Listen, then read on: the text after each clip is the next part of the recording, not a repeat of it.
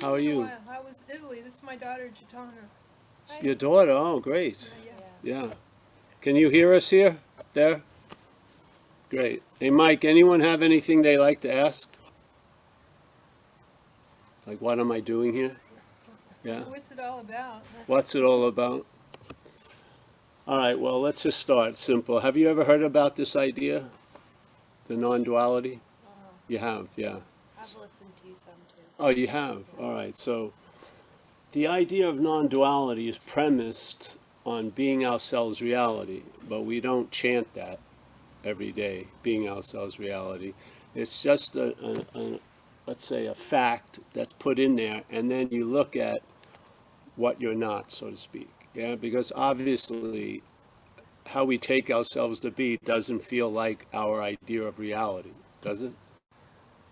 If we were reality, we would have more say in the situation, I would think. Yeah, but obviously, we seem to have power, but it doesn't actually work out that way. We tend to get frustrated because people aren't doing what we want. Thoughts are coming at 2 in the morning. I thought I asked them to stop at 9 p.m. and yet they're there 2 or 3 in the morning. Hey, bro, and stuff like that. So obviously, this idea of being ourselves reality could not possibly be how we take ourselves. Yeah. I mean, if this is reality, we're all screwed, really. Yeah. So basically, the premise is, all right, why the greatest mystery is reality wanting to attain reality. Yeah, that's a great mystery. Why would reality want to attain reality? Yeah, that's a pretty good question, because obviously it wouldn't. But let's say if reality was taking itself to be something else, then that something else may want to find reality or attain reality, with the hopes that it would make the something else better, let's say, or give us some power where we don't seem to have any power, or what people thought of me or did wouldn't affect me as much, yeah? So I'd have some immunity to my daily experiences, yeah? Being ourselves reality. So obviously we find ourselves not. So how can we get those two together? If you've heard the fact of non-duality is we are reality, why isn't it jiving with our experience, yeah? Because there must be an activity going on that's seemingly, in other words, it's appearing to reality that it's not reality. Yeah. So here we are, let's say the assumption is we are what we're looking for, we are reality, but the daily act is completely based on something else. We take ourselves to be a body, basically, and a body who's doing something like seeing, hearing, feeling, tasting, touching. And when there's a sense of consciousness, we seem to attribute it to I'm conscious, which is presented as a body. Yeah. So there's a confusion between the subjectified experience and the object. Yeah. So we believe I'm the thinking, but when I look at myself as a thinker, I'm pictured as a body. Yes. But I'm believing I'm doing a very subtle activity called thinking, but as a body. So this is the thing that starts not working anymore. The assumption of being ourselves reality brings into stark contrast a lot of other assumptions we're living our life from. Yeah?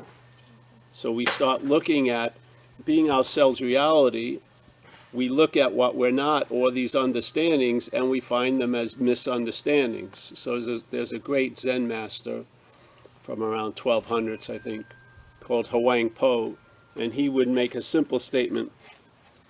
He says, being, whatever can be perceived cannot be perceiving. Yeah. So you're looking at this, yes. The only way you could take Paul is as this body, basically, and the way I take you, I see you as the body. So the name gets matched to the body, and now I know you. Yes. But that is what's perceived. I'm perceiving you, yeah, and you're perceiving this. And he's making a simple statement, whatever can be perceived cannot be that which is perceiving.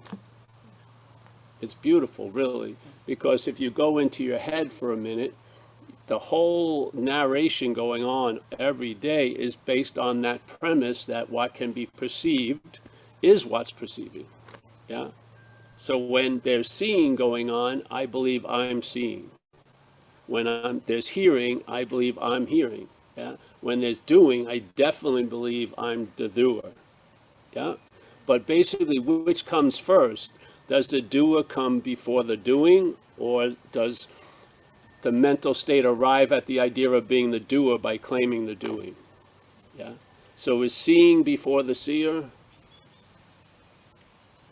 Yeah. Seeing is before the seer, right? Hearing right now was before the hearer. There was hearing of the dog bark, and then there's the idea that, oh, Paul heard the dog bark. And then Paul has a relationship with that dog barking quite a lot, and then so on and so forth. And then there's a little narrative spins out, Paul having a dog, yeah? But really, I heard barking. That's what happened, yeah?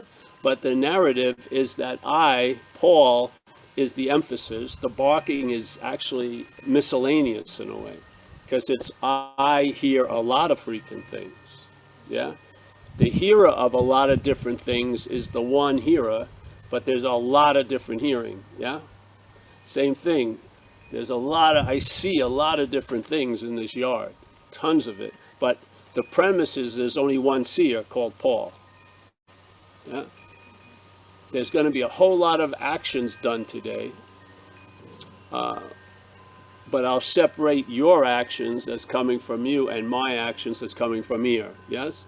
But isn't there just acting? There's just acting, like the animals are acting, worms are acting, the birds are acting, the wind is acting up, affects the trees, so on and so forth. So there's something going on, and then there's an interpretation of something going on. Yeah? What we're saying is the interpretation about something going on is taking precedent over the going on. Yeah? Sort of like the horse is behind the cart. It's not in front of the cart. So that which comes first is later, and that which came later is now taken to be first. You got to see it's going to produce a lot of situations. Yeah? It just is.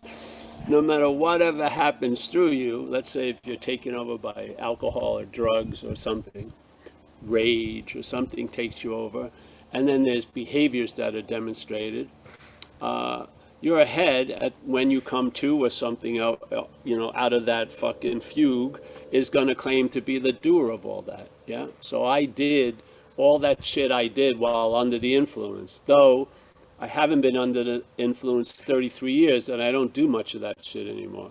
So what did under the influence have to do with a lot of the doing? Quite a lot, yeah?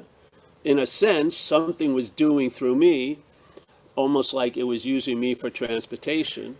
And because this stubborn identification as the doer, I didn't see what was going on. I didn't see that I was dancing with a gorilla and I was going to stop when the gorilla wanted to stop. I thought there was just me dancing, yeah? And I have all the guilt and shame for anything that ever happened when I was out there using. That's a huge amount of weight to carry as a doer when you weren't the doer. You put in enough alcohol and drugs in you, it triggered behavior, yeah? And you were left holding the bag, so to speak. Yeah? Where's there's the freedom? Some people identified as the doer, that head is still harvesting shame and guilt from shit that happened 33 years ago, today. They're walking around feeding a lot of ghosts about yesterday and tomorrow. To me, that's the bondage of self. It's like a slavery, yeah?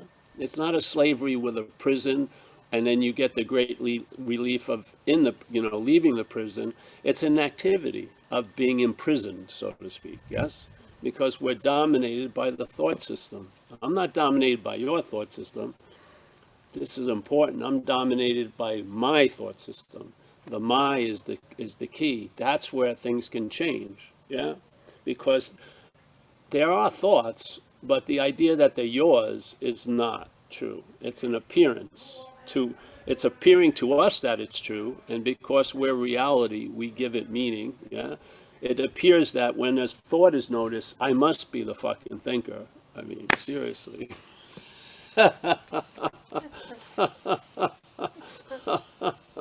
And how do I picture the thinker as a body, yeah?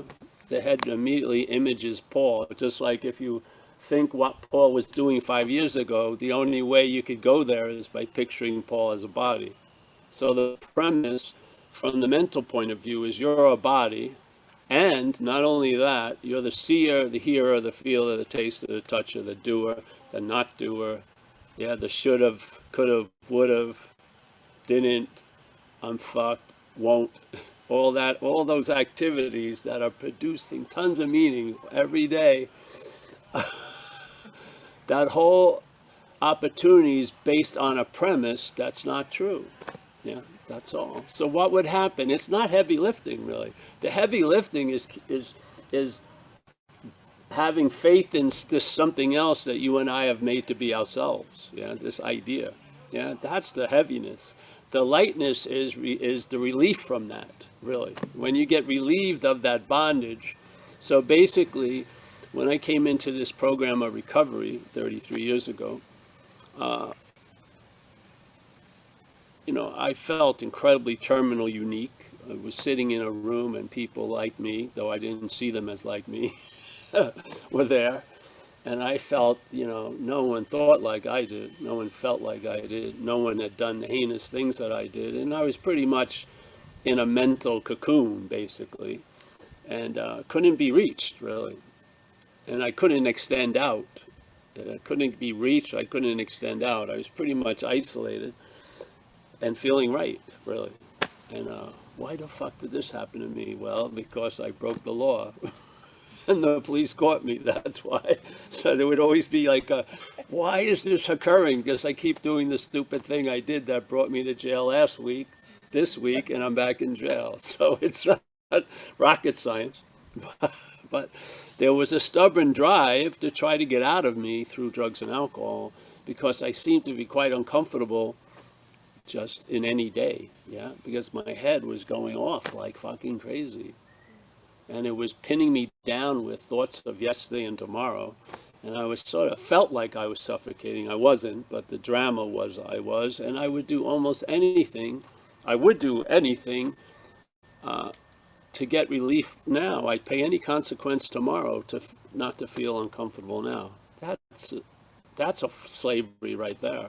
So this idea, when I came into recovery, I first saw a lot of my behavior driven by a disease, and that brought me a huge amount of relief. It allowed me to make amends, face people up and say, hey, listen, you know, what I did to you, I would have done to anybody, really. As long as you couldn't physically stop me, I would do it. So I made amends from there. And then that thread led me to other areas, which is, wait a minute, I started seeing a large swath of what was going on in the head as alcoholic or addict thoughts, yeah? And I got distance from them. As soon as I saw them as not mine, yeah, or a certain kind of, I got space. And then it went further.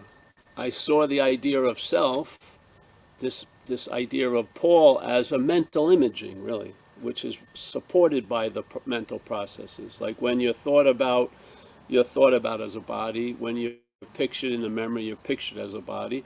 And when you're worrying about you in the future, you're worrying about you as a body, really. You cannot, none of those processes can happen without the identification back to the body. The body represents the reason why you're the doer, the thinker, this individual, because it gives an act of two-ness a sense of oneness, because there's only one you physically, yes? So you get a sense of oneness by this appearance, but your activity is two-ness constantly. Subject-object, flipping back and forth, subject-object. And this is what non-duality, this simple invitation, negates. It just negates the reality. It doesn't say it's not happening, but it's not real, see? It's appearing to happen, but its reality is given to it by us as reality. Yeah, so we animate the puppet show. The puppet show's going on, but we're the lighting, the animation, the fucking, you know, the whole thing. And so, and if you try to get out of it as that, you're more in it, yeah? If you set out on a course to lose interest in being this idea of self, that's a gaining interest in self, because it will be self trying to get out of self, you see? Because we're in an act of identification, and so everything we do is framed by that identification. So when I try to leave Paul, it's as Paul, yeah? That's why it's fruitless. It's fruitless. It's futile to try to escape what you're not in. The premise is you're not actually in Paul. That's the beautiful thing. Or at least you're not of Paul. The hand may be in the glove, but it's not of the glove. It has its own nature, and it can pull out. When it's identified as the glove, it forgets its nature, and it takes itself to be the glove. So the possibility of pulling out from the glove is impossible. Pulling out as the glove, definitely, which never works, but pulling out from the glove is impossible, because the belief cuts you off, because you believe you're the glove. So you can't abandon yourself to anything. Yeah? Like when we were running around in San Francisco, we used to have beaters, you know, and then we'd run into a tree, let's say up Castro and Market, and we just abandoned the car. They didn't have good records then. So the DMV wasn't computerized. We just abandoned the cutlass, the automobile cutlass, against the tree and take off. And we were successful abandoning the car because we're not the car. Yeah, we could get out and split. So this idea of me abandoning me is just more of me. There's no way you can leave you. The only way you can leave you is seeing that you have never arrived at you. You're not there. See? So the great wisdom of no escape is no escape. Because you're trying to escape from an imaginary event. Yeah? So anytime the reality, as Paul tries to escape from an imaginary event, it's giving reality to that imaginary event. Good luck getting out. I tried my best with drug addiction. I'd hold it up against any spiritual devotion to a path. There's no escape. You can't transcend an imaginary place. You can't get out of here. And what wants to get out of here is of this place. What you are has no problem appearing here. It doesn't. What you're not has a lot of problems appearing here, or having other people appear here, or having this or that appear here. Has tons of problems with it. But what you are ultimately has no problem. It's more like today. The mind is like that sky that allows everything to appear in it, but doesn't get affected by any of it. Yeah? So the sky has no dog in the hunt, because it's not winning or losing from the cloud being there or the cloud leaving, really. Because it's in and of itself complete, so to speak. Yeah. So something that doesn't begin and doesn't end would probably imply a completeness already. Yeah. Something that doesn't develop into a state must be an infinite or an inherent state. Yeah. It's not in a development. It just is. Yeah. Complete, complete, complete. No, I gotta make it a little. No bettering, no worsening. It's just. It's like an incessant onness that we can sense as that, you know. You feel animated all day, and that's what gives light to all the shenanigans the mental state comes up with. All right, I'm going to use this day to do a huge song and dance. What's providing the illumination of that is us. Yeah, I would say we are reality, but we can't start there, because you'd be thinking, you'd be saying your reality from that which you're not. Yeah, so we negate it. We turn, we don't take our eye, we don't put our eye on non-duality, you put it on what we're not. We look at Paul from somewhere other than Paul. Yeah? You don't have to go anywhere. You don't have to go to another continent and climb an 8,000 mile, that would be fucking far, mountain to get a good view of Paul. It's already available, because we're going to look at Paul from everywhere. Yeah, which is obviously wherever Paul is, Paul can be seen from everywhere. Yeah, and we are of everywhere. So let's look at what we're not from there. What do you find out? What do you find out is this whole event is allowed through this idea of time, yeah? The mental state makes something up. It doesn't start there, it makes something up. So it reacts to something that's going on, let's say verbing, seeing, hearing, feeling, tasting, touching, winding, whatever, sun, da da da. It reacts to that, and it uses that verb to imply a noun, basically, and it plays the role of the noun, yeah? So now, suddenly, when you were a kid, probably if you weren't in a violent situation and anything, you probably, life was just happening for a few years. Pretty cool. And then the mental state developed, and then it became life's happening to me, which is a freaking interpretation of life, yes? So suddenly, instead of seeing everything where they were, we see everything as how it pertains to me. That's an incredible different view, doesn't it? So here you have a panoramic view, and then it's a myopic view.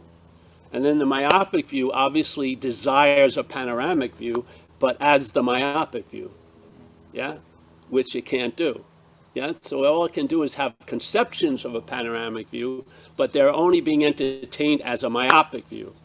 So basically, you're thinking you're the only one chosen, or you're very unique, you're a chosen one, and you're going to be sucked up from this place and put into a 24/7, 18-hole golf course in heaven, yes?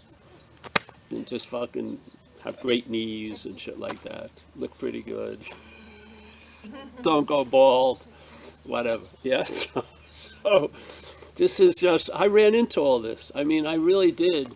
When I used to shoot dope, and it wasn't me, obviously, life playing through this event, used to shoot dope, and people would come over, and my girlfriend would say, Paul's, doing his sacrament. It was like a religion to me. I was hoping I was going to transcend Paul by putting Paul's body in such a threatening condition that Paul was going to die. And I figured it was worth it to have maybe that 30 seconds of life without Paul. Yeah. And I tried my hardest. I did. Overdosed quite a lot. Planned overdose. And when I came to, usually the police were there. And then Paul was the same fucking movie. The same movie. I was going, it used to be jail, but now it was hospital jail. I'd go to the hospital, and then they take me to jail. But I didn't give it up. I really believed I could get out of here. I could, with drugs. I think if I took a big enough rush on this body, that moment of the body collapsing, there would be a part of me that would still be there, shining free, bright, and it seemed to be worth it. I realized in time, that was insane. It was an insane idea, because Paul was always, the assumed thing was Paul was going on the trip. Paul, it's sort of like we say, there's a great party, but every time I get there, it sucks. It's sort of the same thing.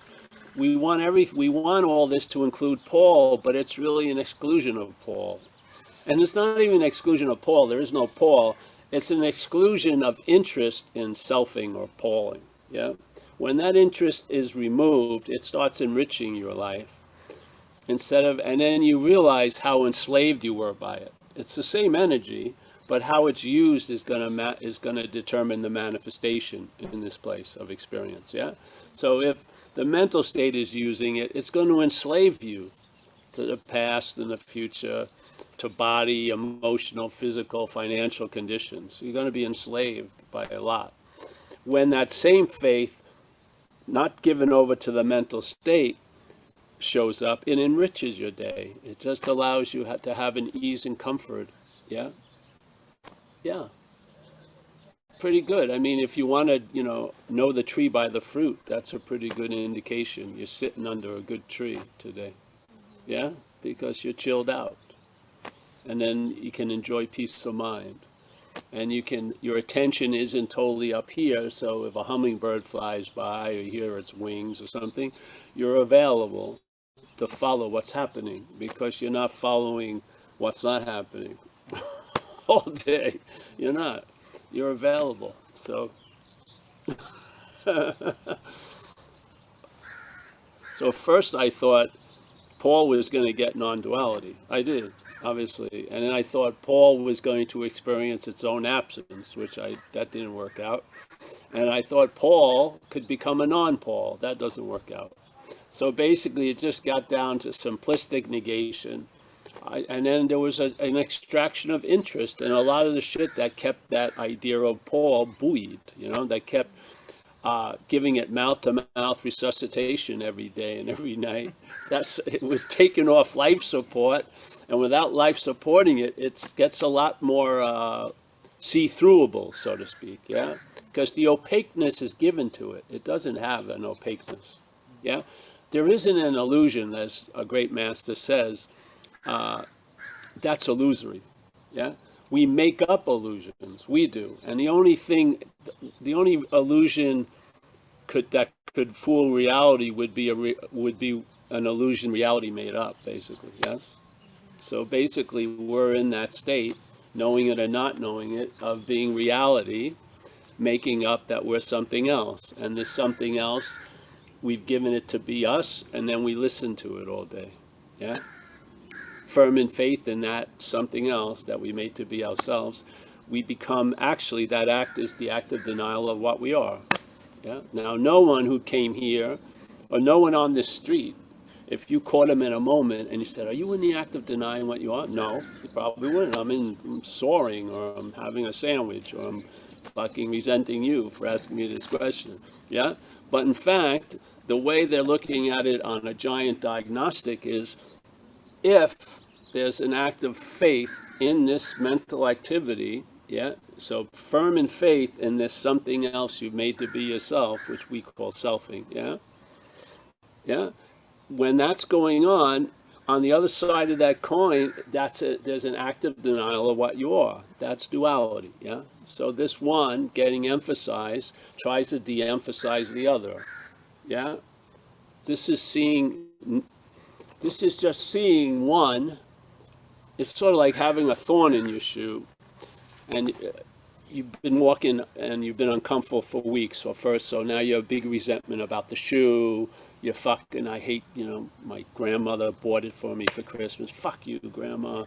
Your shoes suck, they're too tight, whatever. And you come up with 30 different reasons why, and then you just take the shoe off and you see something in the foot, a thorn. And I go, oh, oops.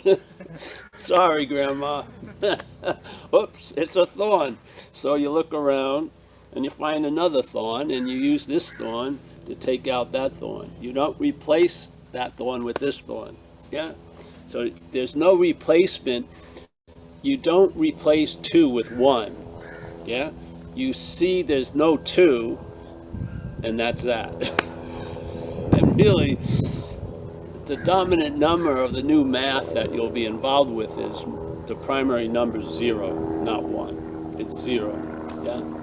So there isn't a 1, or there isn't a 1, and there isn't not a 1. Yeah, there just is, and just let's stay in the I don't know, like the highest form of mind in Zen. Don't know, yeah? It's a good attitude to have, or actually be given. You can't have it, really.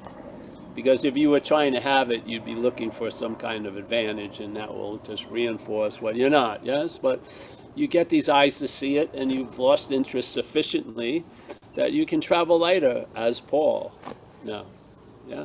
So what was unbearable 34 years ago is fine. Where I ended up was exactly the way I look right now is the exact reason why I was shooting drugs or trying to practice spirituality.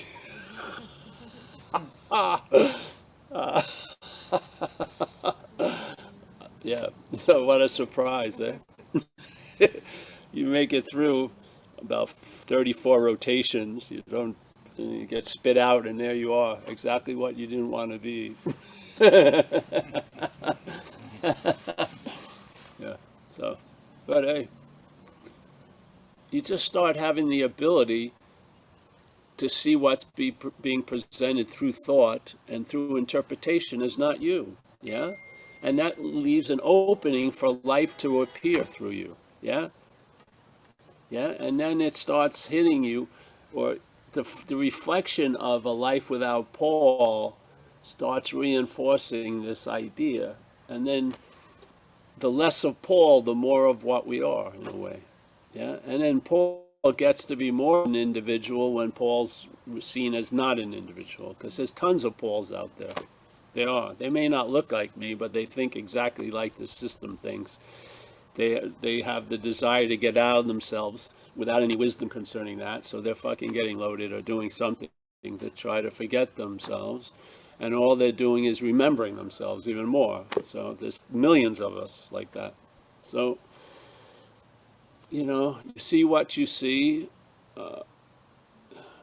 Just became like an unspoken yes. So every day I end up in the roulette table, I put the same chip on the same square with the same number black. Just roll it no matter what life has, and I seem to win out. Yeah, I never change my bet. Just it. Mr. Hedderman, 38 black. 38 black. 38 black. It's worked out. So, yeah. That's, so the idea of thinking, yes? Most people will try to attack the thoughts, but really, isn't it the my of the thought? The feeling that they're yours, that gives them supremacy over you? Yeah? Because usually Joe's thoughts aren't driving me crazy. They usually have to be prefaced with the name Paul to drive me crazy. What's that? I don't understand that. Yeah? That feeling of my is when reality gives meaning to what's appearing.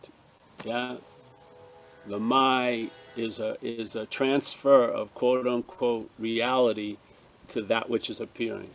So now thoughts are appearing as mine, and now the thoughts own me. Yeah? They can ruin my day, they can definitely ruin my Hawaiian vacation, they can ruin this, they can ruin that. Now if someone comes over and explains these thoughts are driving me crazy, they wouldn't touch me at all.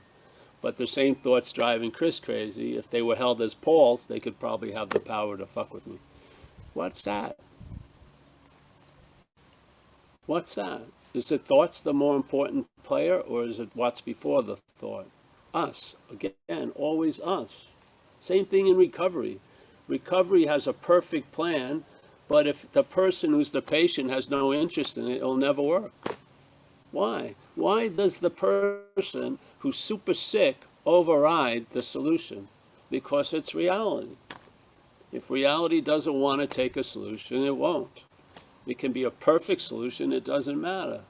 Yeah, I've seen it tons of times, and familial love isn't going to cause it.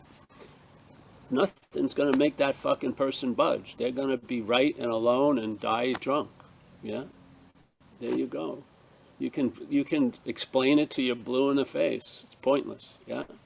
Now that same person, something can occur, some grace or something, and then they're they're interested now. Wow. And they go to meetings, and they stay sober, and life gets, a whole new life forms around them, all based on the little bit of willingness to change the whole thing. Well, haven't you had enough? Really?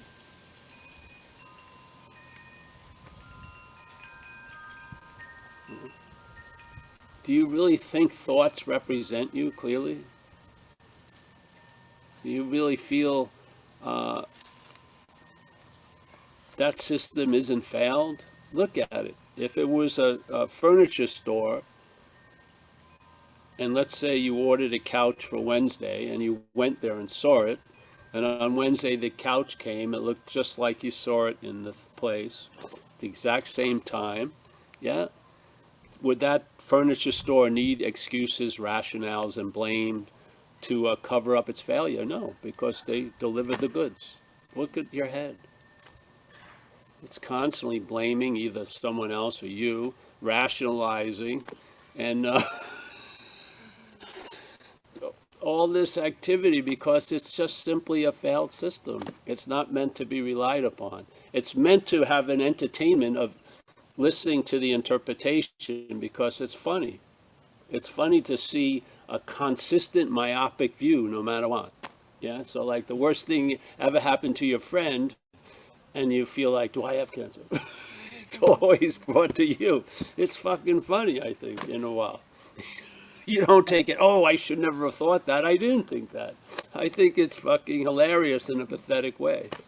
It is. You got to, if you wanted to bet on it, you would win. If the smallest possible way it could look at something is probably how it's going to look at it, and then just it will definitely, it, you'll grow in great confidence in that diagnosis.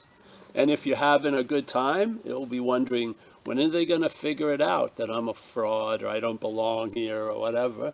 And if you start feeling bad, you think you're entering a lifelong depression. Do you want to, have to dance to that fiddle? It's fucking crazy. I mean, there's no peace of mind in there. There isn't. And there's a great saying in Zen, hey, you can't use activity to produce stillness. That would be activity. So give it up, bro. Whatever you do is an activity, isn't it? So whatever I do to produce stillness is just going to produce more activity. Yeah. How are you not going to do anything? That's what we are here. So basically, it's saying we're fundamentally flawed. F-L-A-W-E-D, not F-L-O-R. I confuse people for years, and they think I said flaw. Flawed, F-L-A-W. Yep, and that's great news. So you recognize, geez, this is above my pay scale. I can't handle this. I'm outmatched. I am, every day. I can't believe the effect of time. I can't. You come out of the water. Today I was swimming in lagoon, super calm, beautiful mirror. No one was in there, and I was breaking the strokes. It was like going through like butter, just beautiful, yeah, and not like no sound, no boats, nothing, yeah? And it was incredible. And then I got in. I said I got to pay attention to this a little more. I just sat there, even though the people who I didn't know I was swimming off at the dock were probably going to realize it was a stranger. But I decided to take 5 minutes before I split. And I looked at the water and so I started feeling, and then I come here. And then that's forgotten quickly. And then the dog comes up, starts fucking whatever. Tons of shit, tons of shit, tons of shit. You would love if you could just freeze it at certain moments, but that doesn't happen because time keeps moving along. Or actually, time doesn't move anywhere. The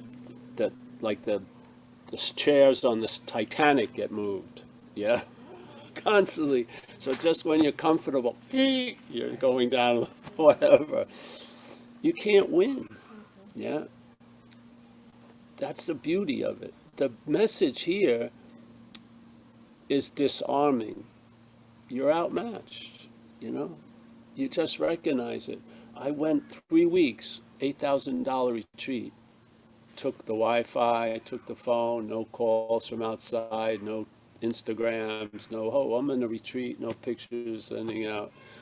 Good food 3 times a day, great eagle claw bathtub in the room, nice bed. I'm liking it, yeah? And the conditions get good. Meditating 13 hours a day, Tai Chi, eating well, getting foot massages. No one's talking to me about anything. Feeling pretty good, okay? Sunday morning, 3 weeks, wow. Everything's lined up perfectly. Yeah, no calls from the outside, emotional, physical, financial, mental, circumstantial. 9 o'clock, it's nirvana, 9:01. Yeah, someone fucking knocks on the door. Oh, your girlfriend left a message. What is it? Fuck you. I ran away with the yoga teacher. 9:02, 9:03, there goes the the blocks. My nirvana only lasted a second because it was something called conditional nirvana. Nothing wrong with that, but to be clear, yeah, you can't produce what you already are. You can't cut a little bit of the prosciutto off of you and then make a sandwich. Just in a way, it doesn't work, yeah. So, yeah, that's the great news. The great news of non-duality is you are what you're looking for. Yeah. Put it to the test, see if it's true or not. It's not saying you are what you're looking for and so much shit's going to happen if you don't deal with this. No, it's just it's a simple invitation. It's not demanding anything. But if there's a tarmac there and you've delayed some of the old landings, and so it can land and it can unload and you'll get something. For me, it was like an unspoken yes. I just realized it was like a knowledge before knowledge, yeah. And I was done then, basically. The head, like Ramana said, the head was in the tiger's mouth. I was pretty much in the colon, so to speak. And I just fucking, all right, read a couple more books, went to India, see someone, because I got a lot out of a book from him. And he was 85 and he was gonna die, I thought, soon, so I better see him. Say, hey, thanks, man, I really liked the book. It really opened things up for me. So I went there, did a couple of things, and then basically, it turned into this, turned into, firstly only speaking in recovery, then recovery, finally made a website. We kept having websites made by newcomers. They'd go out and then the website would never take off for about 2 years. Finally, we got someone to stay sober long enough to make a website. And then people from outside of recovery got in touch with me and we just started going places, and I could see, addiction is definitely not just concerning drugs and alcohol. As you could call it spiritual addiction. There's a lot of examples of addictive presentation of the mentality, yeah? And yet, some fields where addiction thrives, part of its thriving is most people in those fields think they have an immunity to the addiction because they're practicing spirituality, but I didn't see it that way. I saw there was a rampant addiction going on, and unfortunately for them, there was no interventions. No one broke into the meeting and grabbed your DVDs and said, "You're coming with me. You'll sign up for the 30th retreat. They'll take your check and you'll go in a 40th retreat." No one's going to say, "Don't you think you've been to too many retreats?" Yeah. There's nothing. It just can go on and on and on and on. So I found there's no place, no human activity that's immune to that, because we're the carrier. The parasite isn't something that,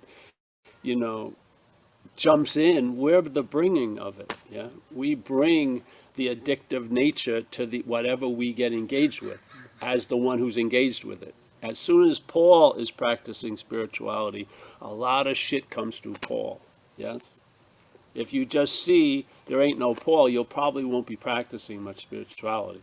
You may meditate, but you're not going to have a journal about meditating. Yeah? You'll probably meditate 10 minutes. Peace will be available. All right. Get to the next chore. Not 13 hours. Yeah? So you'll see it's mostly for mental, nervous, digestion, blood pressure. These spiritual activities are good for that. Tai Chi's great, meditation's great.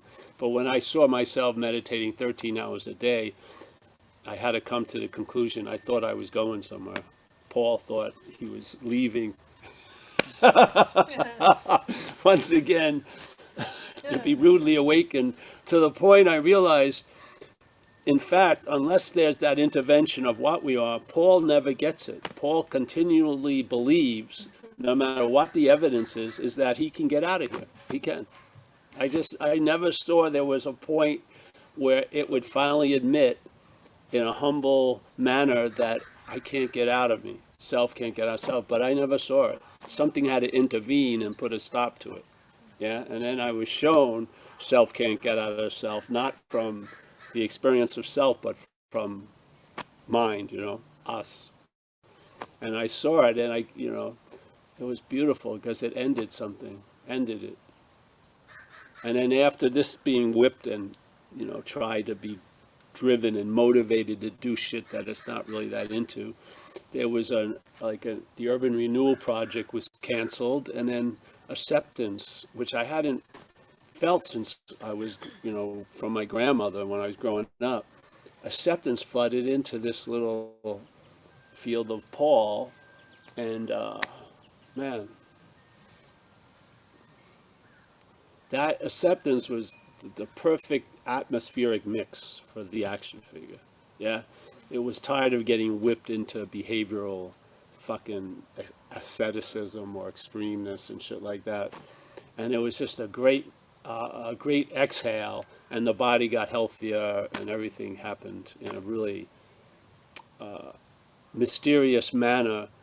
But I couldn't come to argue with the results. Yeah. So I have a sense as an action figure that something has done for me what I couldn't or I can't do for myself.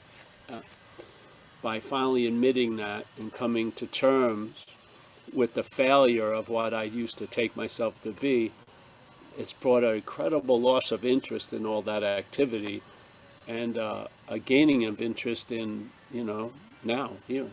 You know, not by any efforting, you know. So, yeah. So anyone have any questions? We have something else going on here. They got a good picture of a tree, though.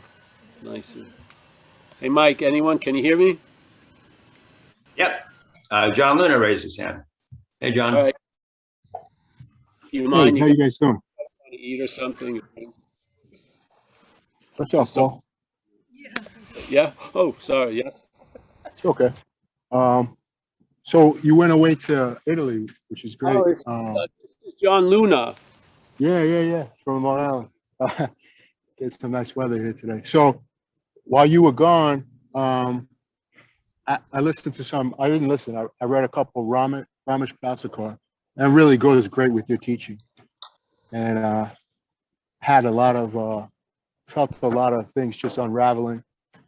And couple things was you always talk about whatever's perceived can't be the perceiving, and From Wang a Po. word, yeah, Wang Po, and one of this word that helped even more was whatever's perceivable is also perishable, whereas the perceiving is not. Yes. So so it just it gave me this deeper feeling of the transparency of everything that's happening. It just comes and goes, even those subtle things where you're trying to find yourself, which that just comes and goes. Everything comes and goes.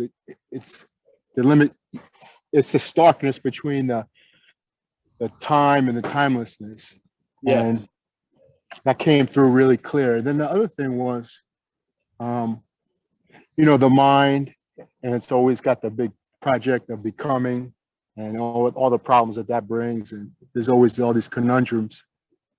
And there's that saying about it being a dream. And that used to bother me because it would seem so real, right? All my problems. And but to what we are, these things are not problems. And there be an experience of that, but then the mind tries to interpret and understand the experience. Why isn't it a problem? So I can get that and then use it as a tool from the mind's point of view. And there was like a giving up, like, yeah, the mind's never going to get why it's not a problem. You know what I mean? Like Yes. it's of a different order. So just Yeah, like, the thing is, sort of like a meal is presented, and then the head thinks it's for it. So then it right, eats the message, and it turns it, but it isn't. Yeah, right, really, when the yeah, plate is empty, that's the real message. Yeah, so we're yeah, trying to distract the head, and then, yeah, because the message gets through. I know it. I've watched it. So, yeah, the head, of course, well, what kind of advantage am I going to get realizing everything's temporary, but the idea of my ultimate me isn't? It's not going to right, get much advantage. Yeah. But no, if you hear that everything is temporary except that which is perceiving, just let it land and let it unload. Don't run up right, there and pick the messages. Just let it unload. You'll see some things really take root. Yeah. right, And then you've right, got, yeah, because a lot of times a mental understanding is seemingly absent when it's most needed, isn't it? You've mm-hmm, done 3 years extreme heavy relationship work, and then you're flipping out with the relationship. Just, yeah. yeah, yeah. It's Yes. like you don't chew on it, you just let it happens. Something hits, it Yeah. lands, and then you just the reflex kind of changes instead of trying to like grab onto it and wring it like a Exactly. towel, you just sort of that's even more reason to just okay, that's it, stop. And Exactly. So now, from my experience with you, John, you're hearing it in a different way. Before you would hear the message, maybe not this, a message, and you would, arm yourself for the next fucking crusade. right, Yeah. right, exactly, Now right. you're letting the information come in and not moving, and then it Yeah, it will provoke action, not right, the state, or it will provoke no action. You'll just see right. what it is. Yeah. To me, Yeah. self can't get out of self is a very small sentence. Self can't get out of self. What, 5 words? But Hmm.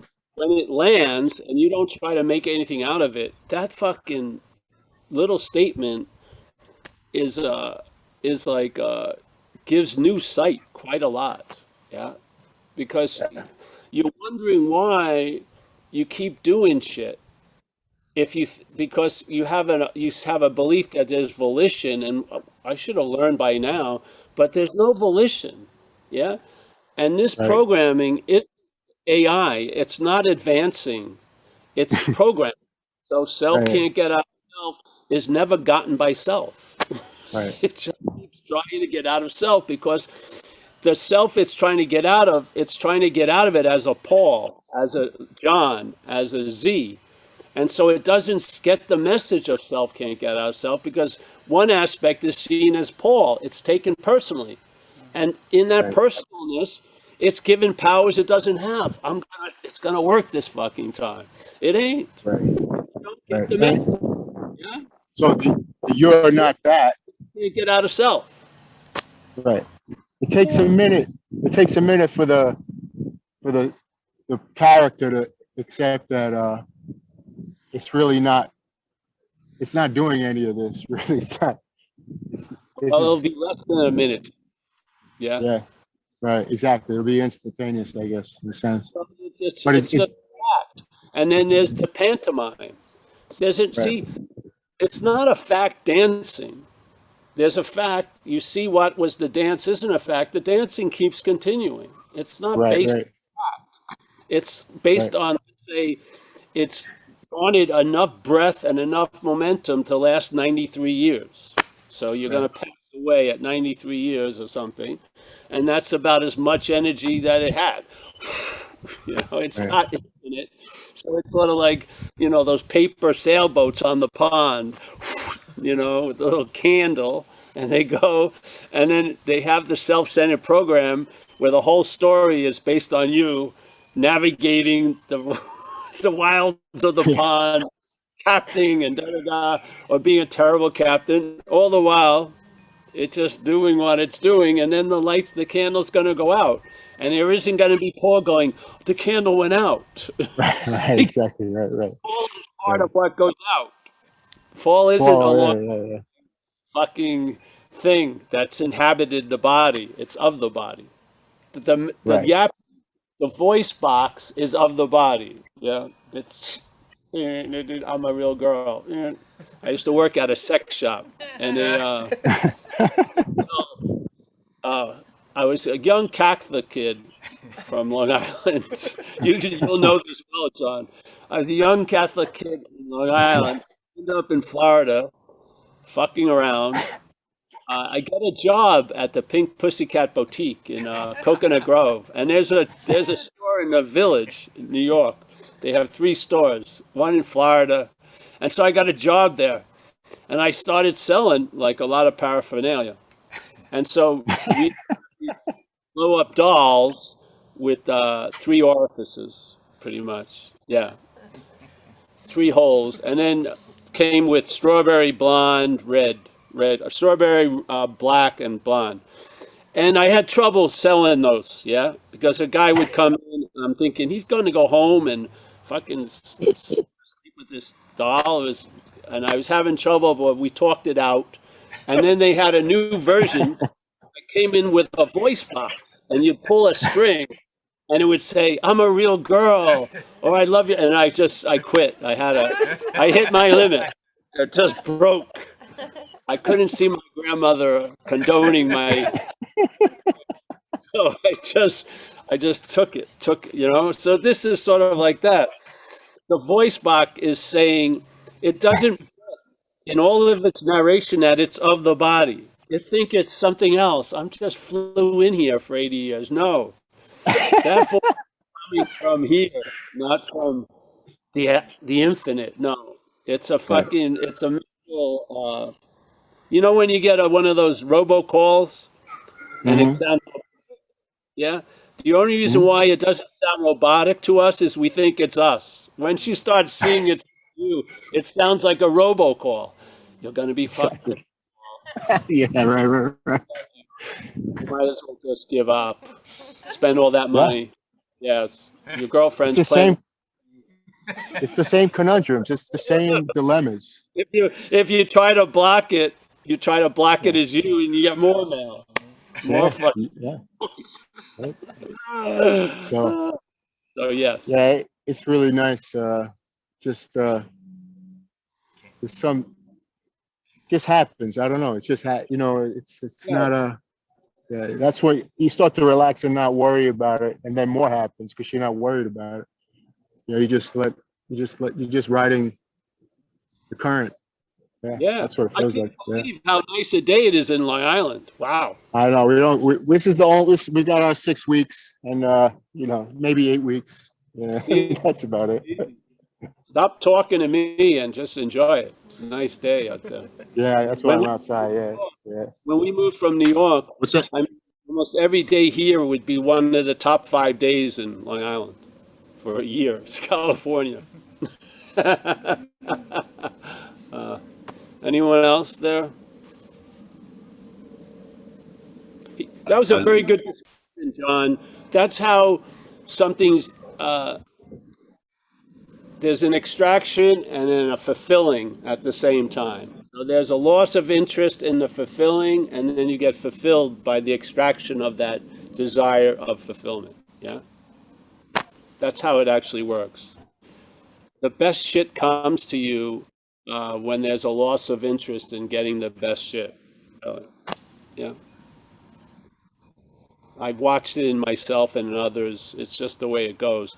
Your own vested interest is pretty mutated in a lot of ways. I saw it a lot with me with my physical health. For some reason, I was a mild what is it, hypochondriac? Yeah. And I remember I did this thing when I was young called macrobiotics, which was a very strict way of eating. I saw the guy, the head dude, Michio Kushi. He gave me an expensive interview. All I remembered was don't eat onions. That's about all. But I did this for a few years, and yet all day, most of my interest was in my intestinal tract. It was. I was actually, my own interest was making me ill. Yeah.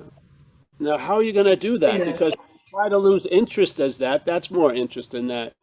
There's got to be a day of reckoning where you're outmatched. You just say, fuck it. Yeah. I can't, I saw this in recovery. I look around the room and I look at everyone. I go, I could probably turn my life over, not to everyone here, but to many of you. And my life would look better with you running it than it does with me running it. I was on the money. I saw that the mutating effect of interest. Yes. There's too much interest in you, as you, for you, through you. It's producing illness, it's producing a lot of fucking shit. Yeah. So in recovery, one of the great first movements is I lose interest in self and I gain interest in others. I start seeing what I can contribute to life instead of what I can get out of life. Yeah. That's an incredible shift that doesn't end, doesn't, that shift promotes so much more activity when there's a loss of interest in self. And how are you going to lose interest in self? You can't do it through self. So you have to lose interest in it by seeing it's not you. Yeah, just like if there was a conversation in the other room and it was with some people I was interested in, and I was hoping they were going to say, I really like Paul or something, yeah? And then I'm keenly trying to hear it while I'm supposedly doing something else. As soon as they'd say, oh, I like that guy Matt, and I'm not Matt, I lose interest in that conversation. Where does it go? It comes right back where I am, yeah? This is the whole point. It's exactly the same. The thoughts are interesting because they're held as yours. When they're not held as yours, you'll see them as thoughts, and you'll lose interest in them, yeah? That's what happens. You lose interest in Paul because you're not Paul.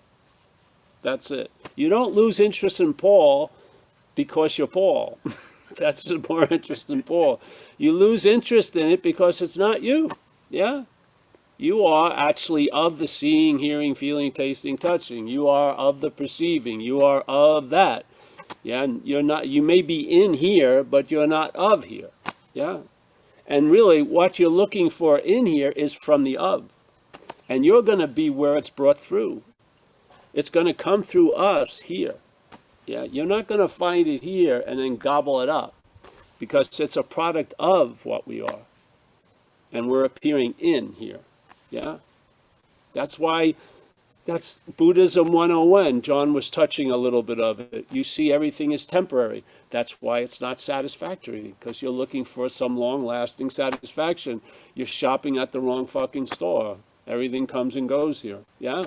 So, ooh. And then finally, you get frustrated and everything else, and then there's a collapse, and you realize you are of that satisfaction. You are of the contentment.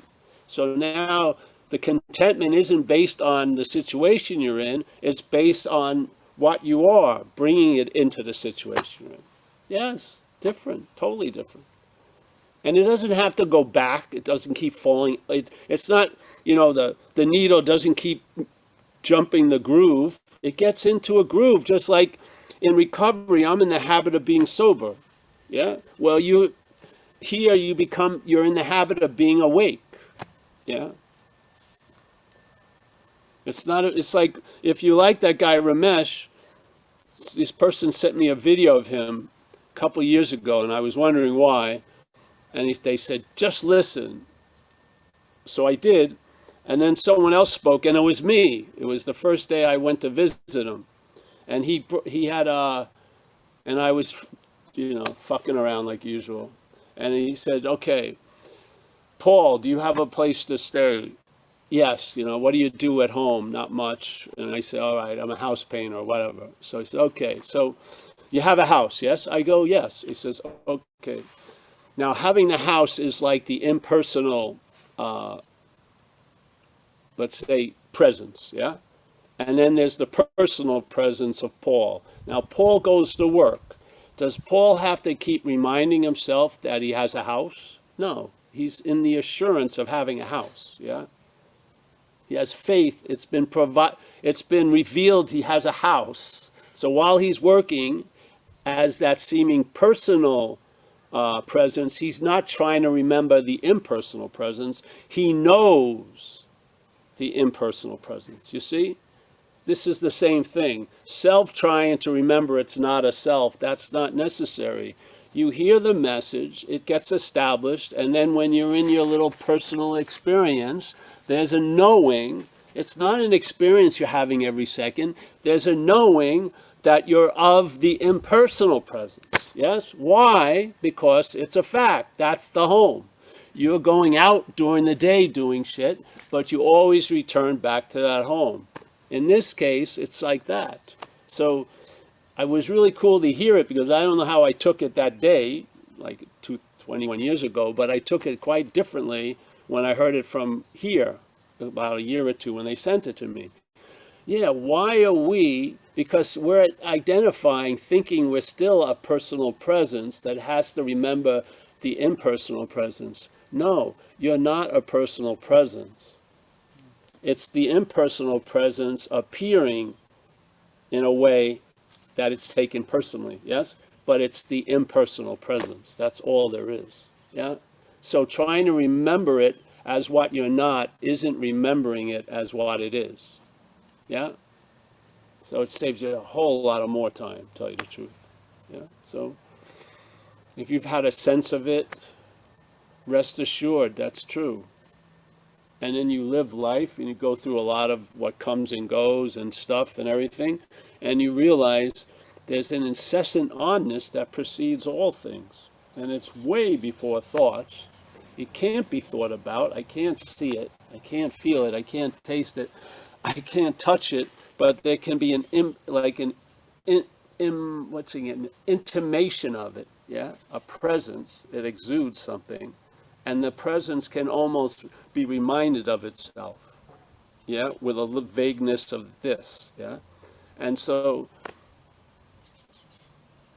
that's reliable. Yeah, it's before all the comings and goings. It allows you to see everything. Yeah, I mean, how much more evidence do you need? It's like a where you don't have to keep bringing it back. There's a big exhale. Now you've recognized what's so, and you have the eyes to see what's not so. Instead of trying to use the eyes from what's not so to try to see what's so, you see what's not so from what's so. I like that. What's so, what's not so. Say it 5 times fast. Yeah, that's all. That's what we're hopefully providing at these talks. Yeah. We're looking, if you want to call it a problem, from the solution. We're not trying to enhance the problem so it can see the solution. I don't think that's possible. Yeah, I don't. So, yeah. And then when you see the problem from the solution, there is no problem. So there's no need for a solution. How economical is that? So you can't lose it because you don't have it. I had the solution and I lost it. No, you don't. You don't have it. So you're not going to lose it. Yeah? All your little mental shenanigans that try to make it seem to have, oh, it's possible it could be forgotten. No, there's no possibility. Yeah, that which is can be forgotten. It can appear to be forgotten, yes. It can appear to you it's forgotten, but it's not forgotten. That's the great news, yeah? All of its reality overrides your made-up manufacturing, yeah? You don't have the ability to block the sunlight of the spirit. You're after the sunlight of the spirit, yeah? You're an idea that floats way after, yeah? Yeah. So, yes, anyone else there? I have live people here also. I'm not just talking to a walnut tree. There's people here, yeah. I paid $50 for a group. They sent me only a few people. I can't do it. Hold on. Hello? Hello? Hey, Tommy, how are you? Hey, I'm doing a talk at the house, and what? Yeah, yeah. Give me a call in a little bit, or I'll call you back. All right, bye. One of my old favorite people. I had to take it. Remember Tommy? Yeah, that's him. Yeah. I was hoping he was making it. I wonder what happened to Christina. Well, whatever. All right, sorry, folks. I'm back. Hey, Paul, I thought they were calling in questions for you. No, that was an old friend of ours from the group, and we haven't heard from him in a few years, and so I wanted to take it and say hello. We were hoping he was coming today, but somehow the gate must be closed. All right, anyone else? I always like to see Sonia. Look at Sonia. Yes, looking fine. Nice to see you, honey. Yeah. Tanya has her hand up. We got Nina right there, and Jacob. You're up here. Tanya Tanya has her hand up. What? Tanya has her hand up. All right, Tanya. Okay, I just wanted to say something real quick. So with this message, it's elusive, like I just had what I was gonna say and I lost it because there's really nothing to say lately. It's working great. It's a lucid dream, right? All of this, it's like a lucid dream. Well, it's not a dream, my humble. It's dreaming. Yeah, a dream would mean it's a real thing. Yeah, Right. called dream, but it's dreaming, like no beginning or no end, just going on and on.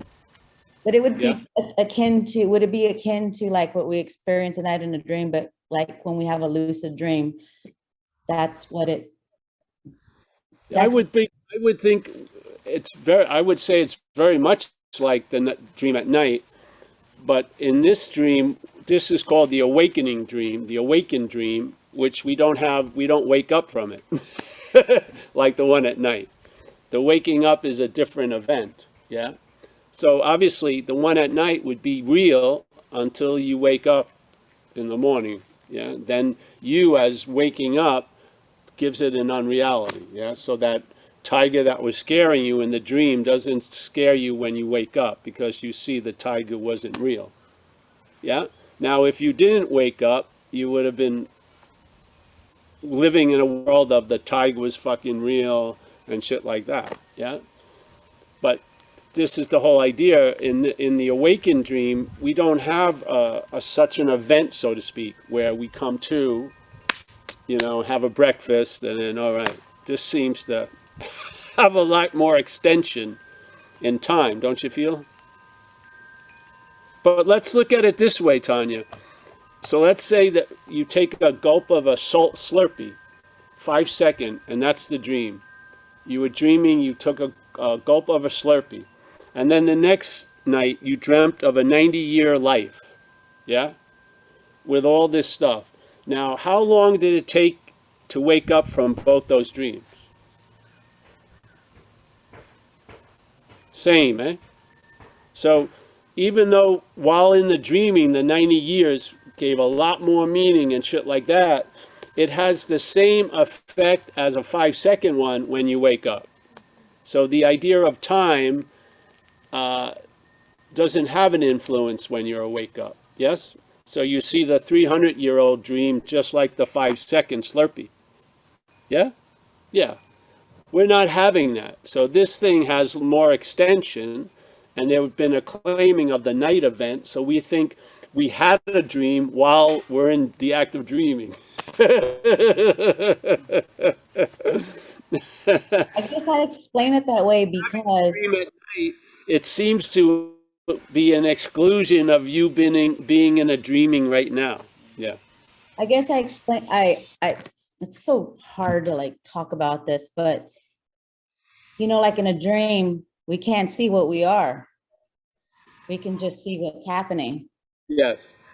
And that's I guess that's, oh man, there's just so many downloads. I don't know. I guess I just, Sorry, honey, they'll all be tied together. So, yeah. yeah, it's just rendered me speechless, I guess. I shouldn't even, whatever.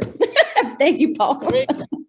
It's good because sometimes something happens and it hasn't formulated yet. So you just let it cook. You don't present the muffin until it's a little, more muffin-like. Yeah. I like that. Yeah. So Thank, a lot of times things would happen with me, and then instead of making it something, I let that thing regurgitate it and then spit it out, and then I'd get it in a whole new light. Then I would have made it up. Yeah. So I started to learn. It's sort of like the baby bird. It's just the mother just digests the food, sticks it in, and then the bird gets the nutrition. Yeah. Yeah. So, yeah. Yeah. So next week you'll probably have something to say. thanks. Yeah. Thank you. Hey, Nina, how are you? Good? I'm great. I'm happy. Oh, fantastic. Thank you, Paul. Yes. You know what? I did want to say something that helps me. And I'm like, I don't know if this is right or wrong, but sometimes first of all, I pause a lot and I laugh a lot, but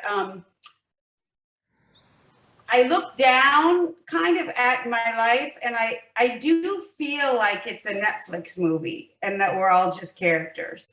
And I feel like there's so much on TV. I feel like that's a message. Like we're just characters. And when I'm in stuff, I can't do it like that. But if I just notice all the in-between moments, it just seems more like, I don't know, it helps Yeah, me. being transferred instead of, a life, what is that called? Lifetime movie. You're getting into Comedy Central. It's great. Seriously, it is. There'll be more of it, and then when there's more of it, there'll be less interest in less and more. Yeah, yeah. Like, you're not following how you are. I haven't checked in for a couple of days. How am I? It's always just You know, you have a I want to ask you a question about that, actually. Sometimes when I ask newcomers how they are, I feel a little bit guilty. Like, I say it to be kind, but then sometimes I'm like, maybe that's not helpful. but we're not to judge that. And who knows what's helpful. Yeah, you just do what you're feeling like you're motivated to do, and you let go of the results. Yeah, you're not changing anybody anyway. Something comes through, and it's a huge dance. Yeah, yeah. I made a mistake. I misled someone. You're not that important, really. Really, you're not. Yeah, I mean, if someone wanted to be misled, it was going to be by somebody. Might as well be you. Yeah, yeah. So this is like a loss of interest in a lot of stuff you didn't think was necessary to look at, really. Yeah, you just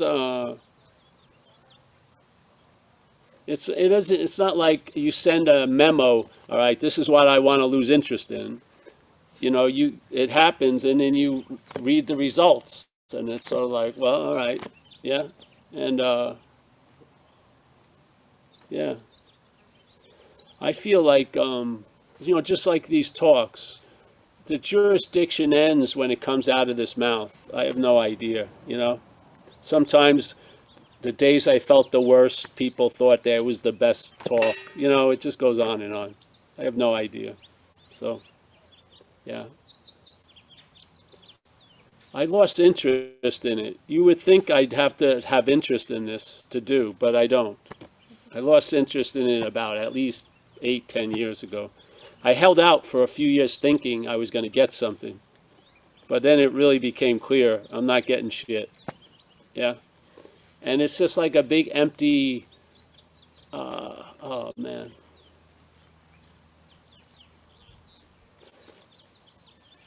No memories come out of talks, none.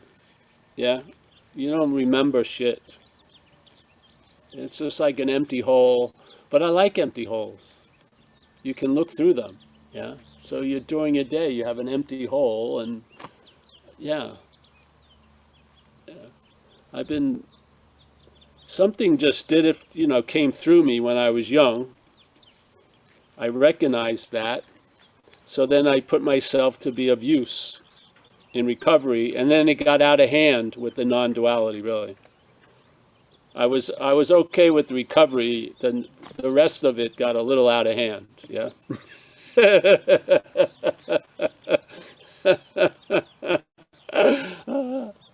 But hey, what are you gonna do? Yeah. So a lot of times people, like, I get asked to speak at certain groups, and I go to that group and I beg off because they're happy. They're having tons of experiences, and they're feeling better about themselves more than they have in years. I said, well, I mute and I hit the road. I talk to the host and I go, hey, why do you want to rain on that parade? Yes? But if you're at a point where, enough is enough, and you've recognized some of the futility of using what you are to look for what you are, yeah, then this stuff can really land, yeah, and it can really, yeah, it'll capture you, and all is necessary is when enough interest has moved off of the bondage of self. Yeah, maybe it's 50%, 0.1. That's all that's necessary. That little change is huge. Huge. Yeah, it's huge. Yeah. And now you're in the state of losing interest in self. It's not like you lost interest in self, you're losing interest in self, which is an activity throughout the day. Yeah. Because the head presents it as if it's quite interesting, really. And it wants to, hey, look at this. And then you've lost interest in self. So you stop, after a while, you don't even look at the advertisement. You just, yeah, seen that, done that, yeah. And, yeah, and now you're in a different gravitational pull, yeah. You're like the pull that Ramana was saying, your head is in the tiger's mouth. You're going to get pulled through the colon, out the anus. You can't stop now. It's too late. Yeah. Yeah. So, yeah. And the whole point is the faith. When things get brought into a neutral position, in a sense, where you've lost interest, and then that faith stops in a way, it can be redirected. Yeah. So now the faith that's constantly going to self is stopped, and it's redirected. And now the same faith that was illuminate this narration and keeping you so absorbed that you missed what was happening by entertaining what was not happening, yeah, that changes. And now that faith is really fulfilling this event, yeah, with contentment and satisfaction, and you don't get gypped. Yeah, you're like very HD quality, and you're on. Yeah, and yeah, the pixelation is super high. Yeah, like 8,000 pixels. Yeah, and you didn't do anything with the knobs. It's just you've been restored. Seeing blue as blue and red as red. You're not in. You don't get gypped. You're never thinking, "Oh, I wish I should have done that." No, you just did what you did today. That's it. Yeah. You don't have. My idea of the past would be, if it was supposed to happen, it did, and if it wasn't, it didn't. Basically, how much debate does that open up to? If it was supposed to happen, it did. If it wasn't, it didn't. There you go. Yeah. Yeah. So I'm happy, Nina. I'm happy you're feeling a lot better. I am. I'm happy that I've seen little miracles in the little Zoom squares. Yeah, I'm Yeah. happy I'm participating with this group. Yeah. You helped me so much, and I am a complete miracle, because I was completely the other way, as I think you know. I know. I know. It's great. See, yeah. Thank you. There's Glenda O'Driscoll. Nice to see you, Glenda. Anu, Ariane, Tariq from Dover. Am I saying goodbye now? I probably am. I am? Oh, yeah. Z's got to go. Oh, yeah, he has to go. All right, Z. Hey, I'll let you go, and then I'll go back to this. Nice, thank you, Z. Thank you. You can walk out? All's good? Yeah, I know how. All right. All right, we're going to close. We're going to call it a day, eh? So there's Joe from the Bronx. Wow, nice to see you, Joe. Great to see you, Paul. I have a great question for you, but I don't want an answer. No problem. What about the Yankee game? Don't tell me. Don't tell me. Robert. Robert, nice to see you from New Zealand. Don't tell me, Joe. All right. Tariq from Dover, New Jersey. He's a Yankee fan. I know that. Nice. Oh, I can't see. This is from Spain. Emmanuel. Emmanuel, we've seen you before. Nice to see you again. Yeah. We got David B. There he is. Nice to see you, Dave. Yeah. Not in the hospital, not in jail. Fantastic. Good. Glenda O. Always a pleasure. Anu. There she is. Anu is Anu. Very nice. Ariane, nice to see you, Ariane. If I get your name wrong, just forgive me. I can't see the small letters here. Hey, we got Mike, who's in my own house. What the hell are you doing in there? Got Jacob from Seattle. Nice to see you, Jacob. Tommy from Ireland. John Kay. Nina. Ben Clark, the poet laureate of Zen Bitch Slap. Wow, he's up and wow. We got Kenneth from Vancouver. Sonia, you're in Portugal, yeah? Yes, I'm in Portugal. I'm in Magafit house now. Oh, great. Nice to see you. You're one of the Portuguese Zen bitch slappers. I like that. Yes. You get a shirt made. I like that one. All right, we got Walter from the Netherlands. Nice to see you, Walter. Nice to see you, man. We got Tommy H. We got Mike C. He's ready for his afternoon nap. Nice to see you. You know where the bathrooms are? You just go through the house, make a left and a left. Yeah, go through the kitchen. All right, we got Johannes. Nice to see you from Germany. Carl. Nice to see you, Carl, with his significant other somewhere. We got John L. having a lovely day in Long Island. Oh, we got Jim. Nice to see you, Jim. Jim without the boxes. Nice to see you, Jim. Oh, we got Suzanne with a lovely girl. Suzanne, oh, there she is. I thought we had an incredible past-future situation. Wow. We got Alan. Nice to see you, Alan. Rich A. Janine. Freedom. That's nice. Everyone else, if I can't see you, thanks for coming. I'll see you guys Tuesday and Thursday, and we'll get these things more, more organized, these outdoor Zooms, hopefully.